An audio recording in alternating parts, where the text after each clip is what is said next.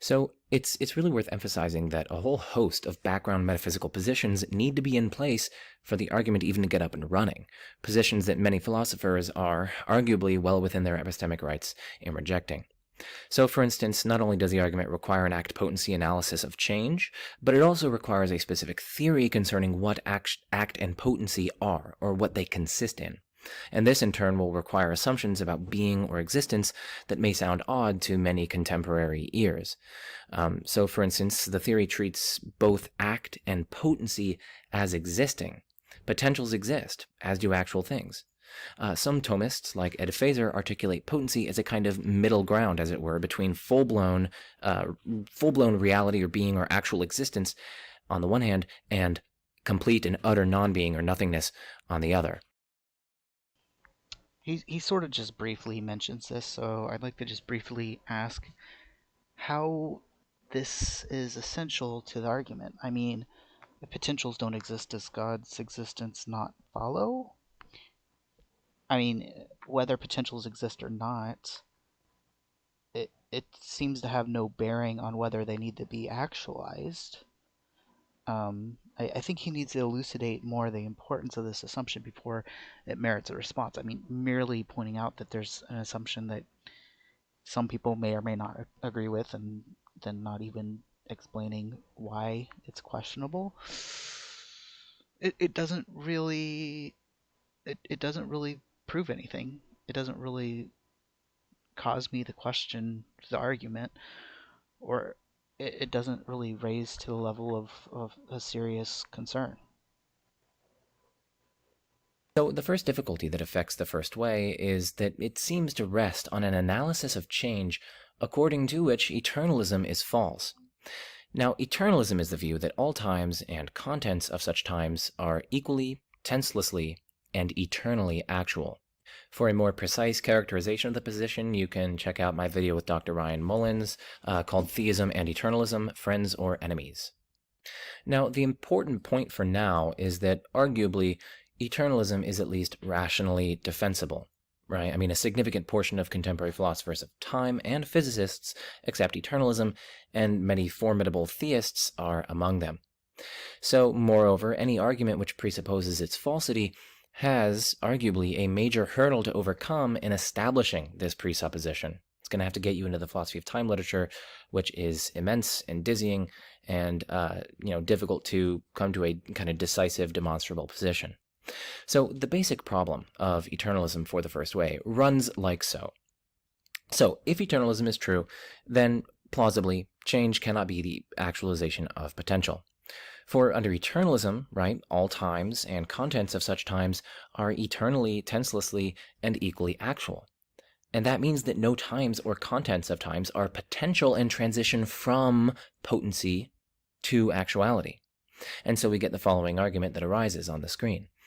Premise one, there is temporal change, that is to say, change over time. That one is just, as Aquinas says, manifest and evident to our senses. Premise two, but if change is the actualization of a potential, and there is temporal change, like change over time, then some times or their contents are merely potential, that is to say, not actual. And then they would, transition or reduce from potentiality to actuality.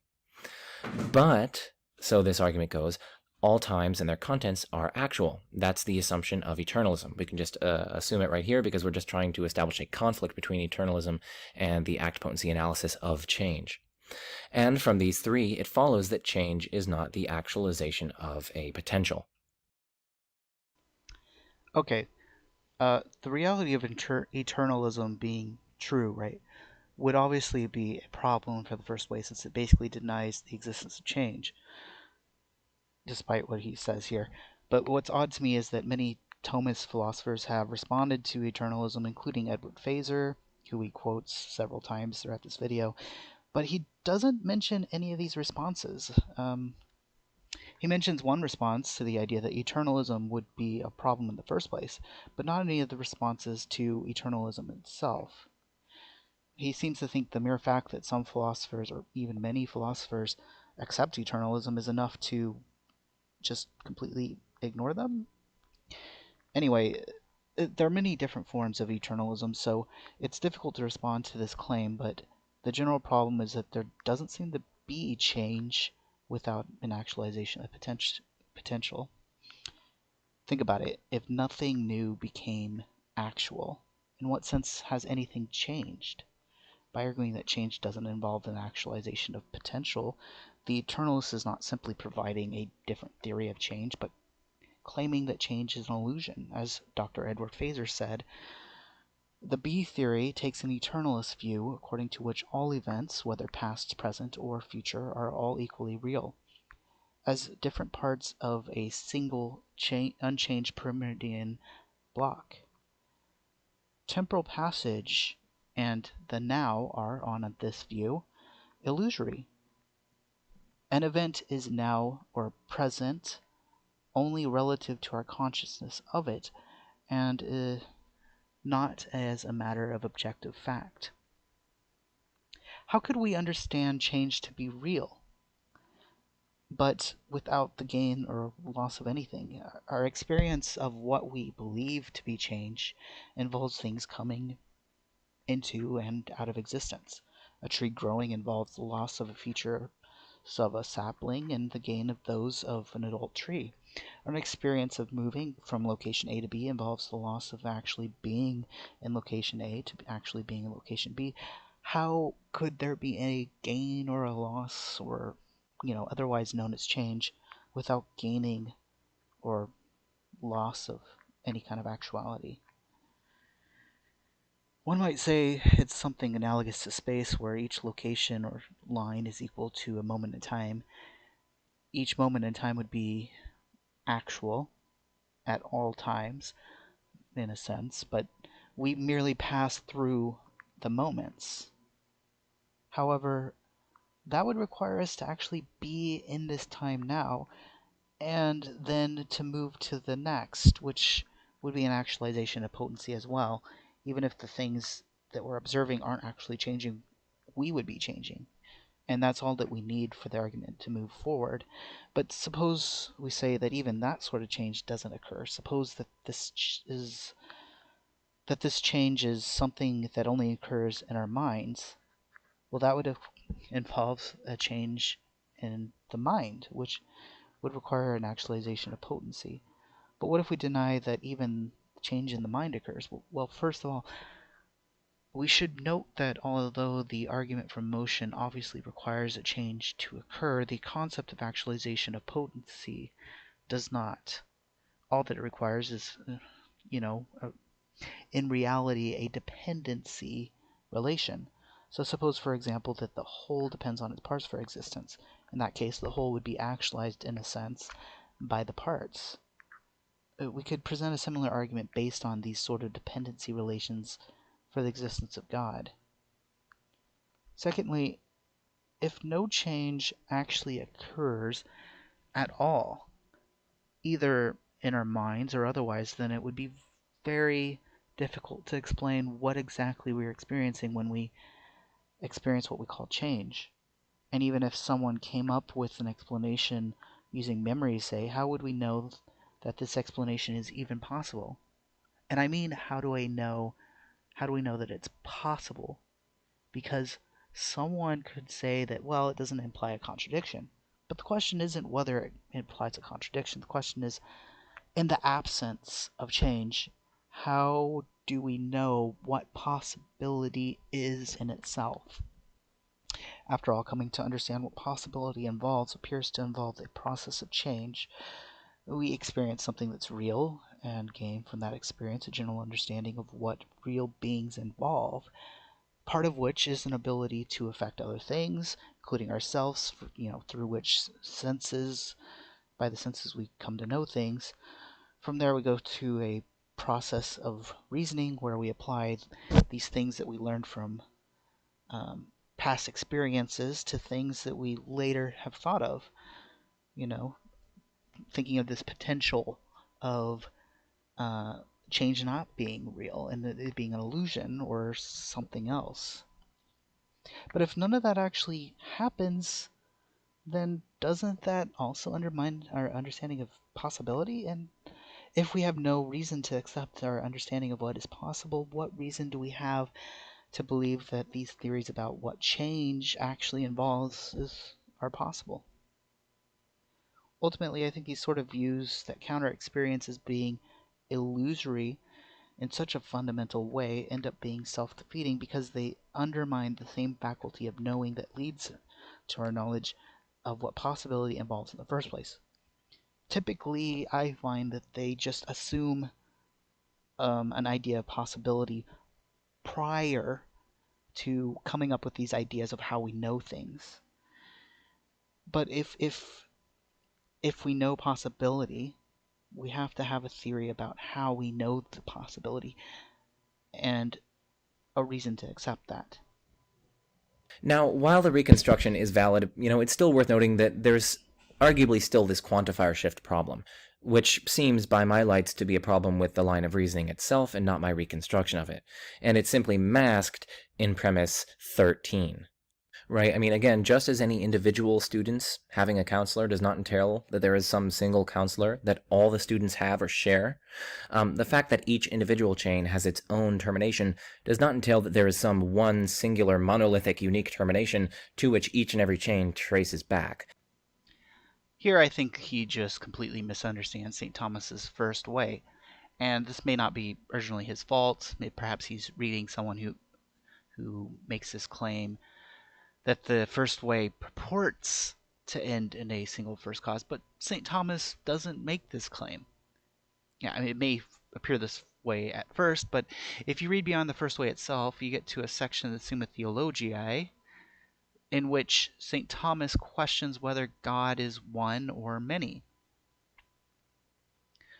If St. Thomas believed that the first way demonstrated that God is one, then he would have referenced back to the first way and just said, hey, the first way proves that God is one, so God is one. Furthermore, if the word God meant to St. Thomas a singular being who is omnibenevolent, etc., then it would make no sense to question whether God is one, omnibenevolent, etc. Rather, I think St. Thomas means something much more modest when he says everyone calls this God. When he says this, he only means what he actually demonstrates it in the first way, that is, an unmoved mover. When St. Thomas Aquinas says that everyone would refer to this as God, he's actually just pointing out that an unmoved mover is what everyone would refer to as God, even if God here were multiple. Perhaps this isn't something that we would say today, but maybe it's something that many would say in his day, or perhaps St. Thomas just completely understood what most people meant by God. But in any case, you definitely cannot say in the light of these later writings that St. Thomas believed the first way on its own proved a singular, pure, actual, intelligent, omnibenevolent, etc. being. So the charges of the first way being fallacious, or as later arguments in the Summa Theologiae being patches, these allegations are false. Rather, they are based on a misunderstanding of what St. Thomas meant when he used the word God. And that God is one is, again, proven later in the Summa, not in the first way.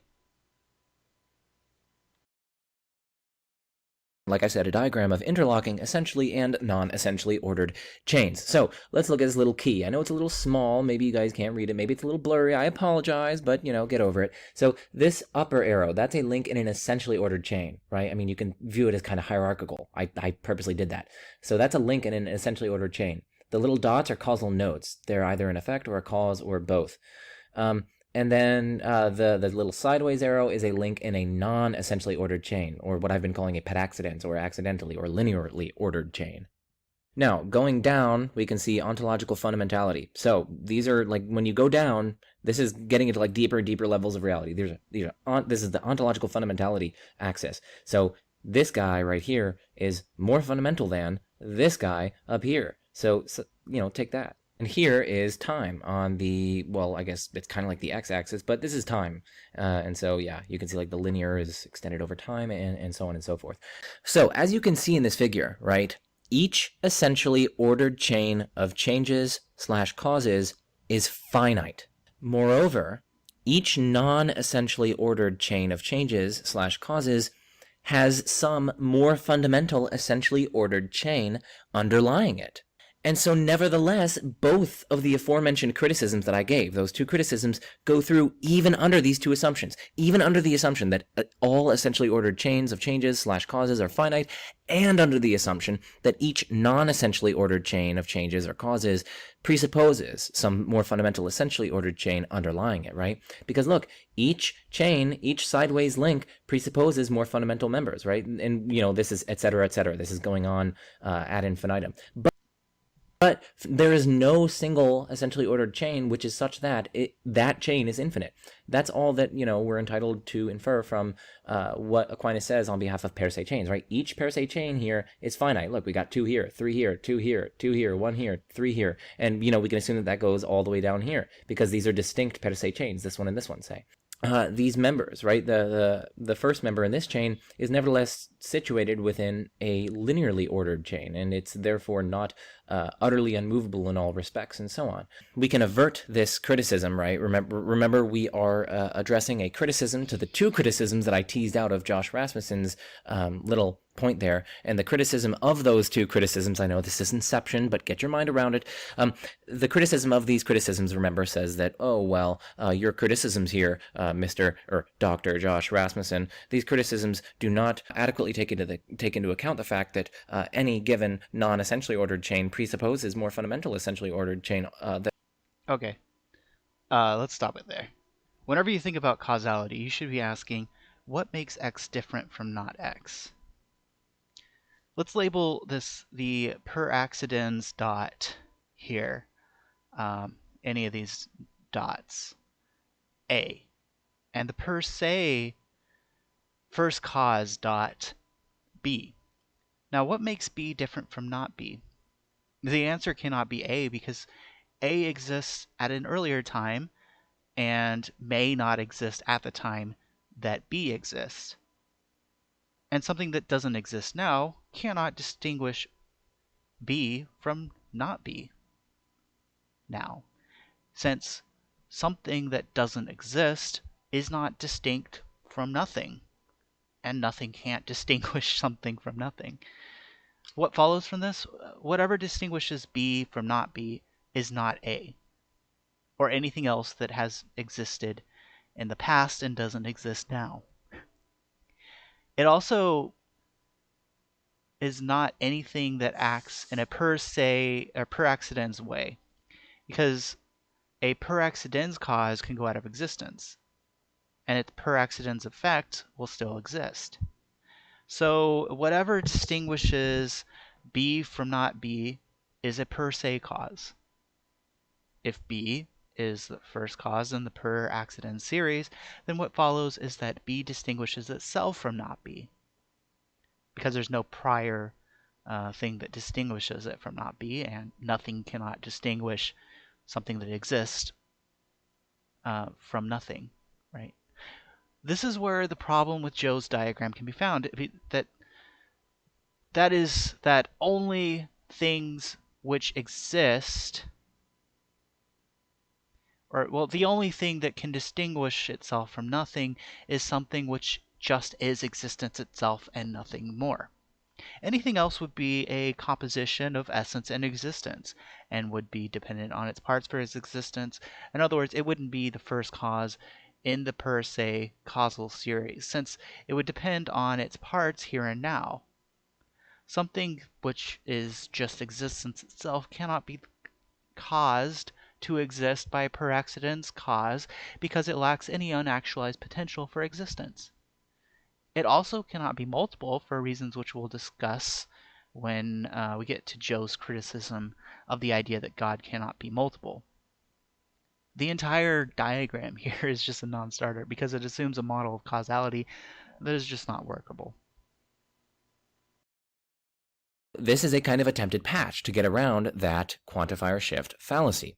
So, what are we to make of this patch? Well, the first problem with this attempted patch by my lights lies in the distinction between Y's being unchanged in the relevant respect and Y's being unchangeable in the relevant respect. So allow me to unpack this by means of an example. And those of you who have seen my video, response to Trent Horn, a demonstration of God's existence, something like that, I am mentioning some of the same points in criticism of Trent Horn there that I'm mentioning here. So, but I'm going to be expanding on it here. So you've got some juicier information here. So again, we're looking at this distinction between being unchanged in the relevant respect and being unchangeable in the relevant respect, and I'm unpacking this by means of an example. So let's consider one such chain of changes, right? The noodles are heated by the water, which is in turn heated by the pot, which is in turn heated by the stove, in turn heated by the fire, and so on. Suppose further that this is a per se chain of changes, and that such chains must terminate in an unchanged changer. Now, because per se chains are concurrent chains of hierarchical dependence, at a given moment, all we could conclude here is that there is something with the power to make something else hot at time t without actually deriving that power to make other things hot at t. Now, this says nothing about other causal powers such an entity may have. It says nothing about whether it can, in some possible world, derive this causal power at t, but simply does not in fact, that is, in actuality, derive it at t. It says nothing about whether the entity has the causal power non-derivatively at t, but fails to have it non-derivatively at some t prime distinct from t, and so on, right? It also says nothing about this entity's being fully and purely and wholly and unqualifiedly actual.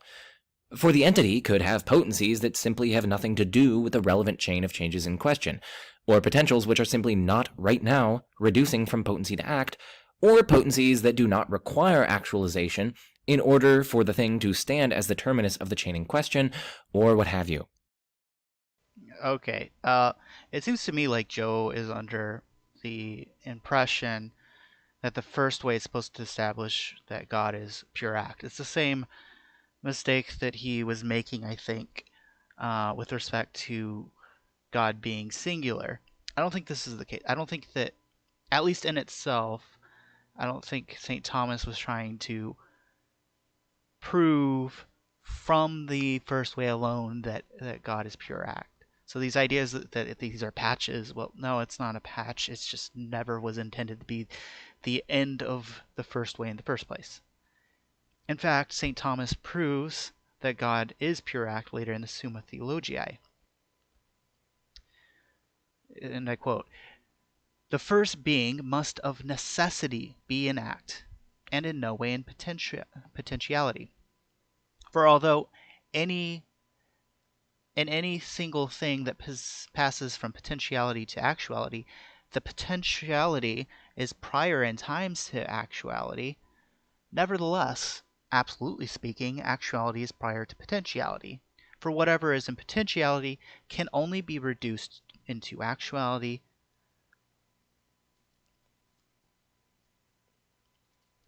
can be the first being must of necessity be in act and in no way in potentiality, for although in any single thing that passes from potentiality to actuality, the potentiality is prior in time to the actuality, nevertheless, absolutely speaking, actuality is prior to potentiality, for whatever is in potentiality can be reduced into actuality only by some being in actuality.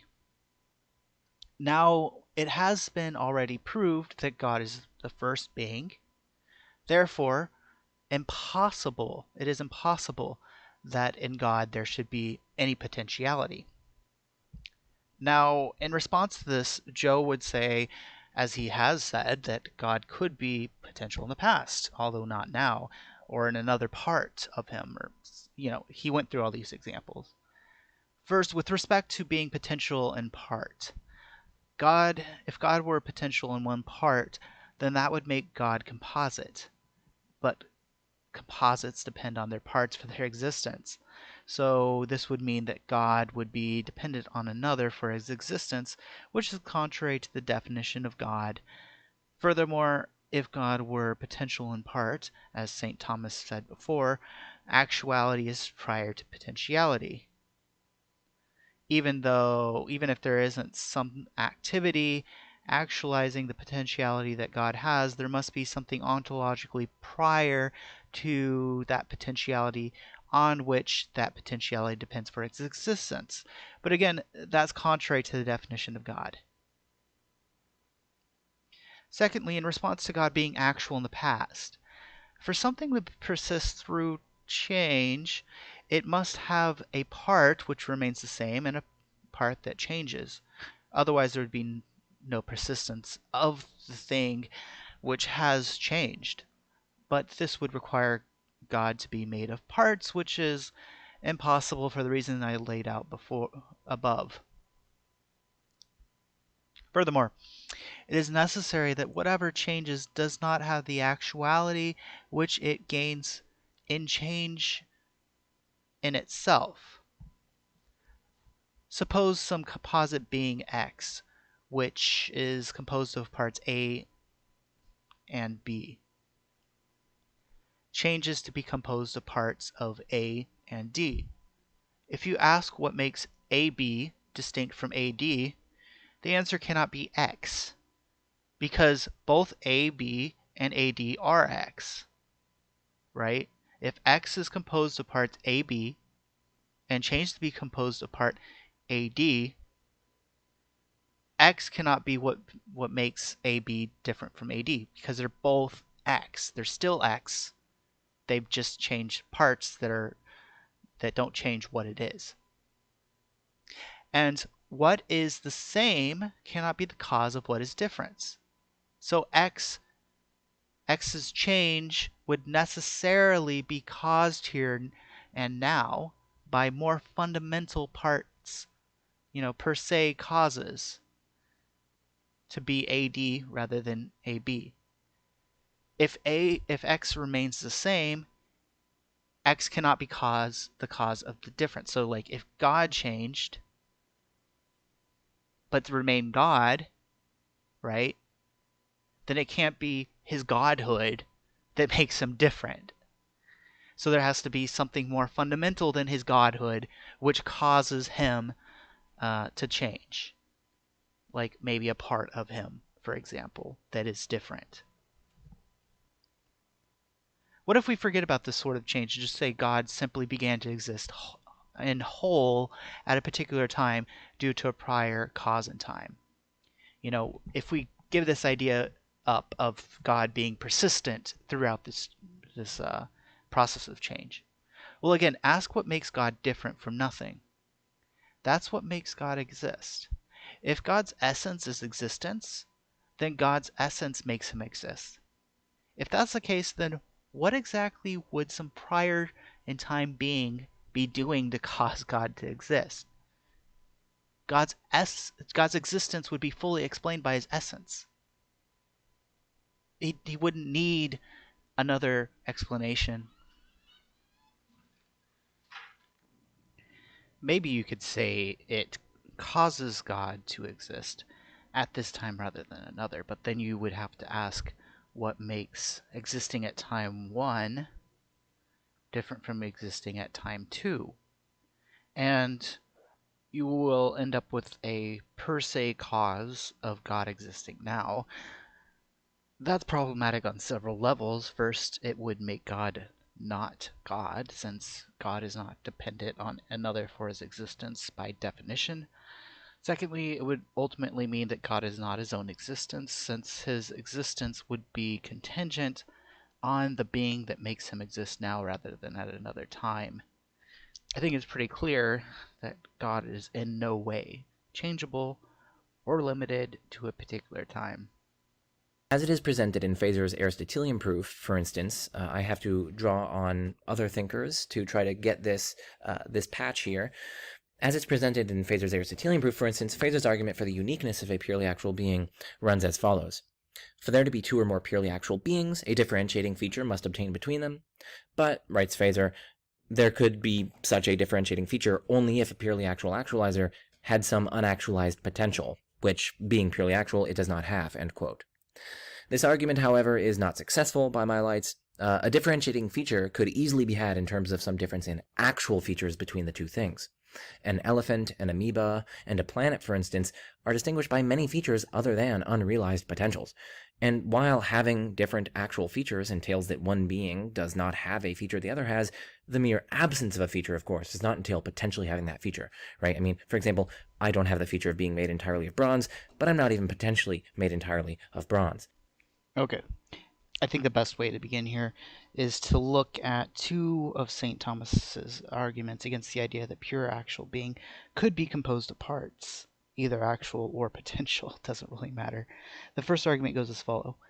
Any composite being must contain two factors that are related to each other as potency to act. But in the first mover, which is altogether immobile, all combination of potency and act is impossible, because whatever is in potency is by that very fact movable.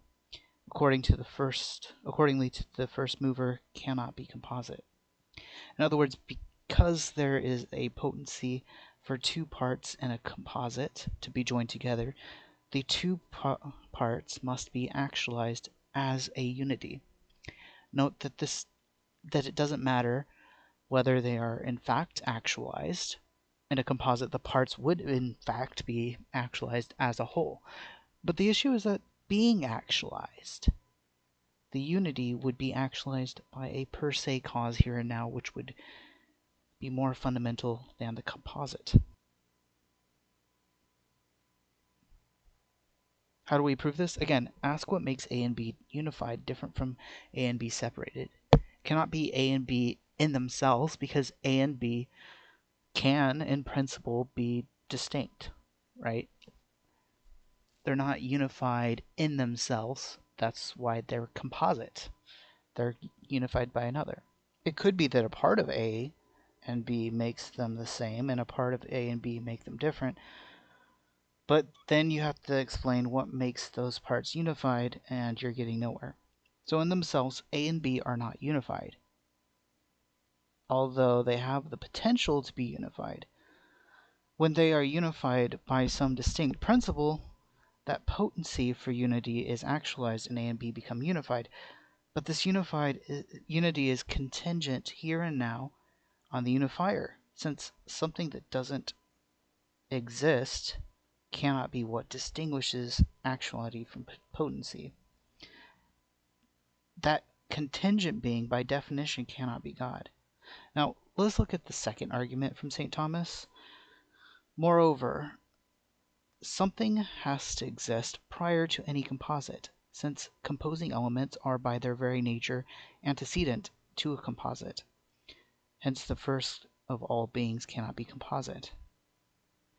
This is an argument I used earlier, but it's equally applicable to this idea of a being with fully actual parts, because a composition depends on its parts for its existence. That is, if the parts do not exist, the whole does not exist, but not vice versa. Even if the parts were fully actual, the whole would depend on those parts, so God would be caused. So God cannot be composed of parts whatsoever.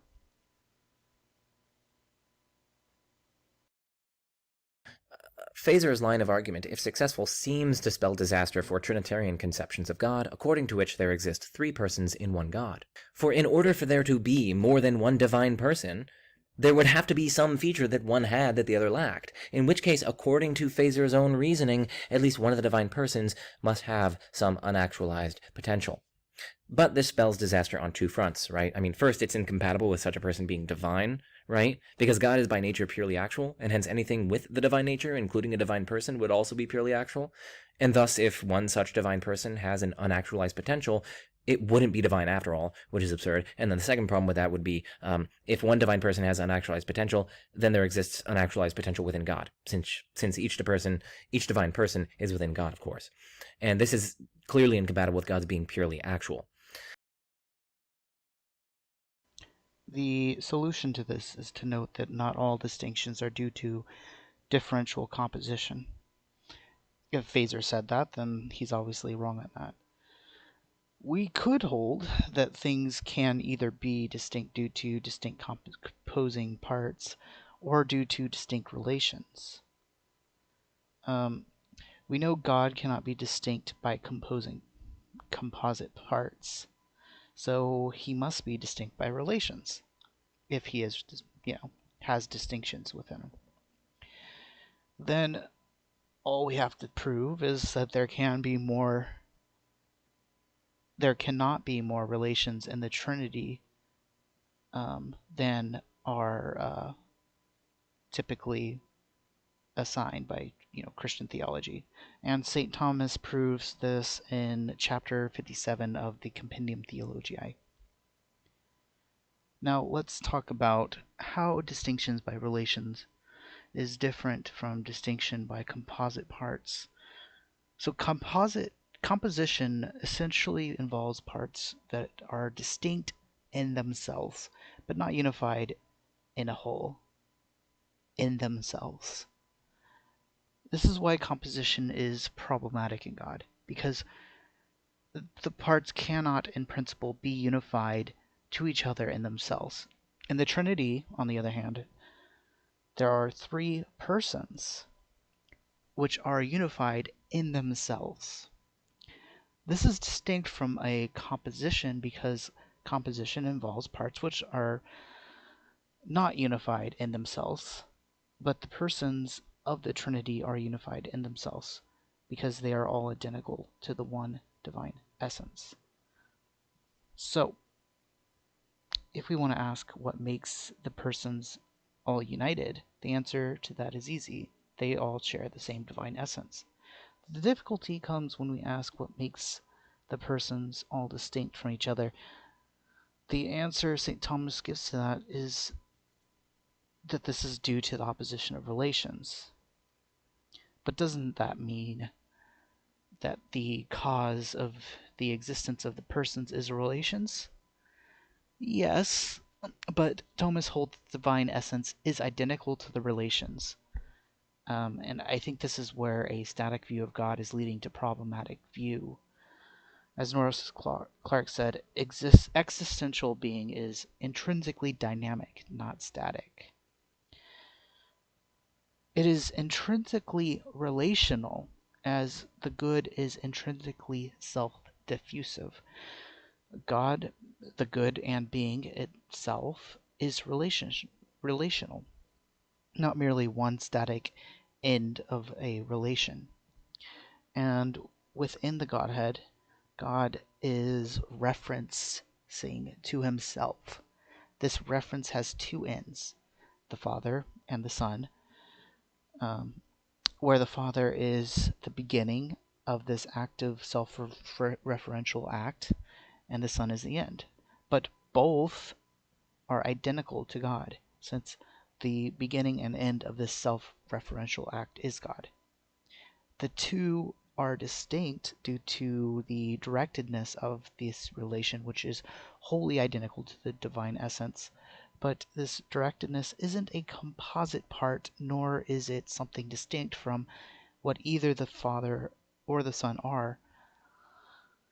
Similar things could be said of the relation to the Holy Spirit. Thus, the objection does not stand, as there can be distinctions of relations without composite parts, and this distinction is necessarily limited to that of the Trinity.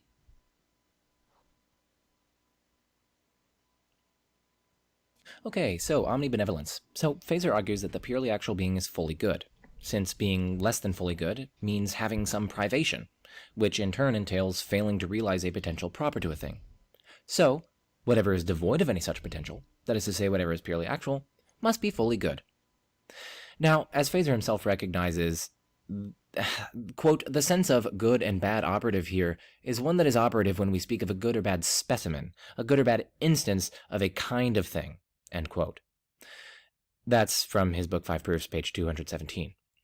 As such, it does not by itself have any normative or axiological import, but we normally wish to ascribe moral goodness to God. This argument, however, that Fazer is giving is categorically unable to establish the moral goodness of a purely actual being. Indeed, this account of goodness would entail that an exact geometric circle, not the approximations we draw or print, but an exact geometric one, would be fully good. It would be omnibenevolent, since it has no privations and fully realizes its essence. And that's just a far cry from the kind of religiously significant omnibenevolence that we want to derive. So This is a huge topic, but let's try to briefly broach it. When we say moral good, I think we are talking about what a being ought to will. This excludes things like plants fulfilling its potential because plants don't have wills. They do, however, have something analogous to will, and that is a tendency to an end. Hence, a good plant which is one which fulfills its tendency to an end, such as producing fruits, for example. A good will is one that likewise fulfills its end. Oughts come from that fact that if we want to be happy, then we ought to act in such and such a way. It is about which end the will should be directed to by a person. As Father Faculdie said in Right and Reason, ethics based on the teachings of Aristotle and St. Thomas Aquinas, 1. Man has an absolutely last end, attainment of which is absolutely necessary for man. The human will is not free to seek or not seek happiness, but it must of its very nature seek it. 2. Man has only one means of reaching his last end. Morally good human acts, and only one means of losing his end. Morally bad human acts. A moral man, therefore, is one who acts in those specific ways that lead to perfect happiness, which is the perfection/actualization of one's will. Now, some would say at this point that this isn't morality but selfishness, because it makes morality about fulfilling the selfish ends of a person's will. But this isn't necessarily true, as Norris Clark explained. Self-transcending love is possible only when we rise above our own narrow biological and pleasure-driven drives oriented towards our own self-perfection, to live with our intelligence and will in the wide horizon of being itself as truth and goodness. We then become able to recognize and appreciate, value the good wherever and for whoever it is, thus tending as far as we can towards a subjective viewpoint that totally coincides with the objective viewpoint of being itself, which really means towards the God's eye view of both knowing and willing, all being as true and good as it really is in its total order and harmony under God, its source. We can love even our own selves, not as the center of the universe, but exactly as we are in our proper place in the harmony of the whole. When one properly directs his will towards God, willing what he ought to will, if he wishes to be happy, which is he necessarily does wish, he also necessarily wills the good of others, since the other is a participation in God's act of existence.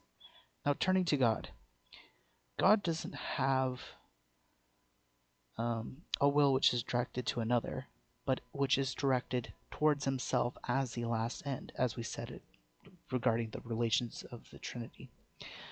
God wills himself necessarily because nothing can be the last and final cause or perfection of the first cause other than the first cause itself. Since God is himself, he necessarily has himself and is necessarily fulfilled/good. It follows that God is necessarily morally good in a moral sense, and that he is his own goodness. This is because God necessarily wills that which is necessary for his own perfection himself, and his tendency towards an end is necessarily actualized simply because he is his own end. It just follows from the principle of identity that God is good, basically. Furthermore, we can also prove that God is necessarily omnibenevolent. in the sense that he necessarily wills the good of all creatures. We know this is the case because God's will is the very cause of creatures seeking an end in the first place. The reason God does this is because he necessarily wills himself as the end of willing things. Likewise, in willing creatures, he wills a greater degree of participation in himself, also known as being itself, as the end of creatures. So we see creatures tend towards actualized ends, and this is their good. There's a lot more to be said on this, but I will explain this more in a future video reflecting on my video presenting a brief argument for Christianity, so I will stop here. Now, Phaser argues that premise 1, the purely actual actualizer is the cause of all changeable things, in which case the forms or patterns manifest in all the things it causes must in some way be in the purely actual actualizer. That follows from the principle of proportionate causality. Whatever's in an effect must preexist in some way in its cause. Now, these forms or patterns can exist either in the concrete way in which they exist in individual particular things, or in the abstract way in which they exist like in the thoughts of an intellect. But they cannot exist in the purely actual actualizer in the same way that they exist in individual particular things. So it follows that they must exist in the purely actual actualizer in the abstract way in which they exist in the thoughts of an intellect. So what are we to make of this argument? Well, one problem is that 3 seems by my lights to be a straightforwardly false dichotomy. Recall the minimally informative understanding of the PPC. F must be in the total cause formally, virtually as a passive potency, or eminently as an active potency or causal power. All that we can infer, then, is that the purely actual being either has F formally, for some F that's in its effects. All we can infer from the PPC is that the purely actual being either has F formally, has F as a passive potency, or has F as a causal power to produce F in other things. Now, a purely actual being has no passive potencies, clearly, because that would entail a potentiality to change. And moreover, we can grant Phaser that the purely actual being cannot possess all the properties in its effects formally. But that doesn't force us to infer that F must be in the purely actual being in an abstract or universal way as thoughts in an intellect. Rather, all we can infer is that this purely actual being has the power to produce things with F, right? That's eminent containment. So I'm going to cover this God's intellect and omnipotence in a future video, but let's briefly talk about it. Joe says that all that God has to, have to follow the principle of proportionate causality is to have the effect imminently, which he claims means to have the power to cause the effect. Now, right away, this should be a red flag. If all that the principle of proportionate causality required is that causes have to have the power to cause the effect, then it isn't really saying much at all. Obviously, a cause has to have the power to cause its effect. That's not what the principle of proportionate causality is about, nor is it what eminent means. According to a dictionary of scholastic philosophy, eminently means in a higher or better way, or to in a supreme or even infinite degree. I think where Joe's getting confused is in Dr. Edward Phaser's explanation of immanence in the Five Proofs book. There is an explanation there where Dr. Edward Phaser talks about the power to print $20 bills, and saying that this means that you have the $20 bills imminently, even though you don't have it actually, right? Because you just have the power to produce them. But Joe is putting too much emphasis on the wrong part of Edward Phaser's explanation. The emphasis should not be on the power to create the $20 bills, but on the higher or better way in which you have a $20 bill. If you have the ability to print them, right? You don't merely have a single $20 bill. You have as many as you can print. It's a higher or more supreme degree to which you have a $20 bill. It's okay. So it's not just having the power. That's not what immanence means. Immanence is not just the power to create a $20 bill. It's the possession of what a $20 bill is in a greater way than just having a single $20 bill. So knowledge being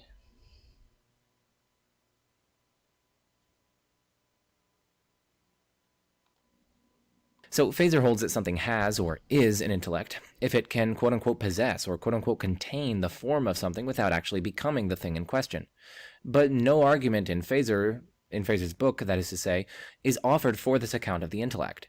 Moreover, there are many prima facie perfectly coherent alternative accounts in terms of mental representation, say, powers to implement formal rules, and so on.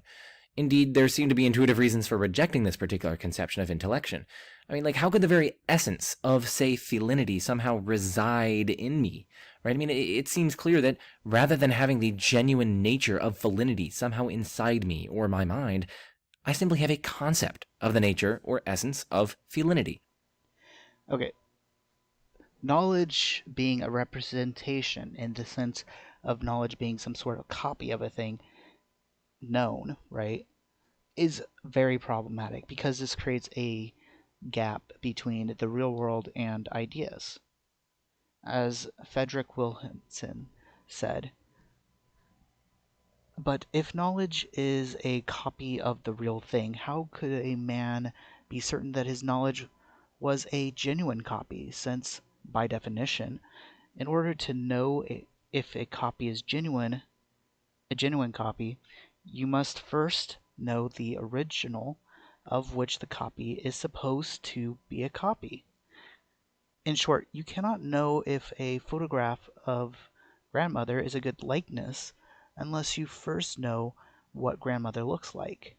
But since knowledge on this hypothesis is an act of picturing or photographing, you never really know grandmother at all. All knowledge is reduced to a gallery of portraits in which man is condemned to pace forever without seeing the subjects supposedly represented on the wall. Hence why knowledge consists in a possession of another being without becoming it, right? It's a possession of another being's form. That doesn't mean that it's in us per se. It's the actual possession of a thing known intentionally, not merely the possession of something that may or may not sort of be like the thing known in the mind. And God has this because obviously God cannot have parts within him, such as the copy of a dog's essence, right inside of him. But since his causal power can be directed by himself to the effects, he must have them in a sense. As St. Thomas said, whatever moves something towards perfection must first possess in itself the perfection it confers on others. Thus a teacher has in his own mind the knowledge he hands on to others. Therefore, since God is the first mover and moves all other beings towards their perfections, all perfections found in things must pre-exist in him superabundantly. So God must possess these forms without becoming them. That is, God must possess them in this intentional way that a knower possesses them, in a way that his knowledge or his being, or whatever you want to call it, points to the thing possessed and represents it in the sense that it actually presents to himself the thing known. Except technically, God's knowledge begins in his intellect and then goes out from there. And it's the fact that it's virtually within him, which means that there's an intentionality of his essence towards that thing. That is what causes knowledge. But this is something that I'll talk more about in the future video. For now, we just know, I just wanted to clarify why a possession of the thing known is necessary, and what it means for God or anybody to know something, to possess something known without becoming it. So let's move on to omnipotence and omniscience. So Phaser's argument for omnipotence says that to have a power entails being able to actualize potentials. But any power that is actualized is either actualized by the purely actual actualizer or by a series of actualizers. Okay, that should be actualizers. I don't know if that's in Phaser or if that's in me. It's in one of us. Or by a series of actualizers which terminates in the purely actual actualizer, so all power derives from the purely actual actualizer, but to be that from which all power derives is to be omnipotent, and so the purely actual actualizer is omnipotent. Okay, I fixed it. It was me. Phaser had it right, of course. As Phaser himself recognizes, though, the success of this demonstration presupposes the success of the demonstration of uniqueness, right? Because, this presupposes that there's some unique purely actual being from which all power derives, and hence this demonstration would fail on account of the failure of the demonstration of uniqueness.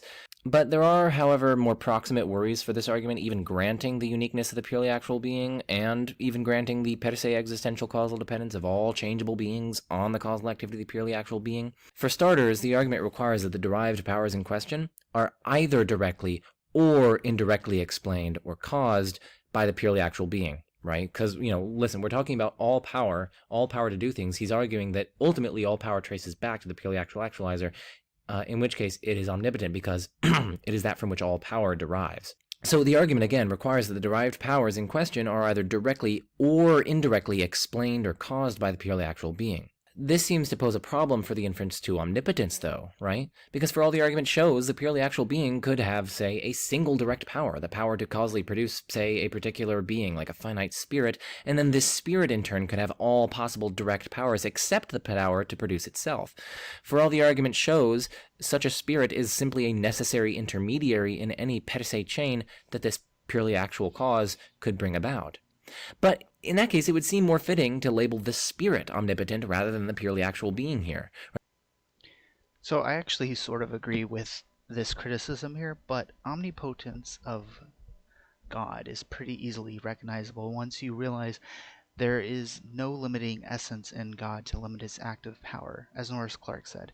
For St. Thomas, who we shall be following, the bond of unity comes from diverse participations in the act of existence, the common perfection embracing all levels of being, finite to infinite, driving from the ultimate source, the pure subsistent act of existence with no limiting essence, which is God.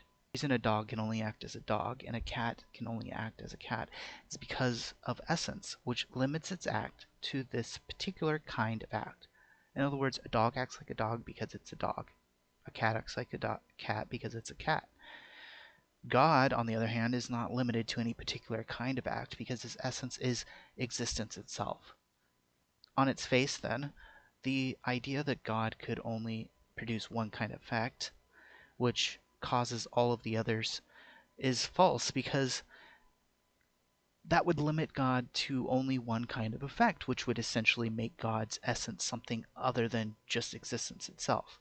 God's essence would be limited to acting, and remember, for Thomas, existence is an act. It would be limited to an act of creating a particular type of angel, say, that produces all other beings. And then it wouldn't be God, it would be like an angel producer or something.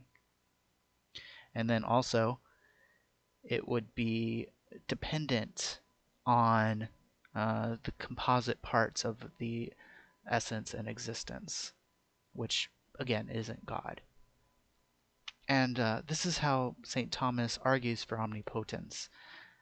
Quote, for power is consequent on a thing's essence. Anything whatever possesses a power of activity consonant with its manner of being. Therefore, if God is infinite in his essence, his power must be infinite. So, with these kind of preliminaries in mind, I think I'm going to be able to offer a new way we might plausibly come to appreciate the, at least prima facie, conflict here. For while actions arise from, that is to say, are brought about by, intentional exertions of agent causal power, such intentional exertions of agent causal power themselves come into being, that is to say, transition from potency to act.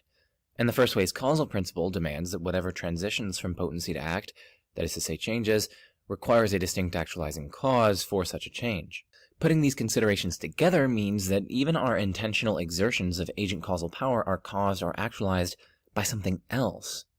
And by definition, this would be something over which we, as agential causes, have no control, since it is precisely that which causes or actualizes any exertion of causal power by which anything is under our control in the first place, right? And of course, if we wanted to say that the exertion of agent causal power is caused by a further exertion of agent causal power, well then, per the first way's causal principle, this new exertion, right, will itself require an actualizing cause, and so we've merely relocated the problem. Given that Okay. As St. Thomas Aquinas said, free will is the cause of its own movement, because by his free will man moves himself to act. But it does not of necessity belong to liberty that what is free should be the first cause of itself, as neither for one thing to be cause of another need it to be the first cause. God therefore is the first cause, who moves causes both natural and voluntary. And just as by moving natural causes, he does not prevent their acts being natural, so by moving voluntary causes, he does not deprive their actions of being voluntary, but rather is he the cause of this very thing in them, for he operates in each thing according to its own nature. Thomism doesn't hold that our choices have to be decided by God. It only requires that actuality found in our free choices have a ground in God. In other words, the actuality of both willing X and willing Y must pre-exist in some way in God. And it does, since God's essence isn't limited to any particular kind of act of existence. If you ask what actualizes X rather than Y, the answer is God. But the answer is also found in the human's free will. The free will of a human being determines whether X or Y is willed, and is limited in a creature to X or Y. And that is determined by which choice a person makes, which is determined by an act of a person's will, which is not determined by anything further. There is no potential that remains unactualized, because the actuality within this limitation of free choice is still actualized by God. Which limitation is actualized is determined by free choice, but that doesn't mean the limitation of choosing X isn't actualized.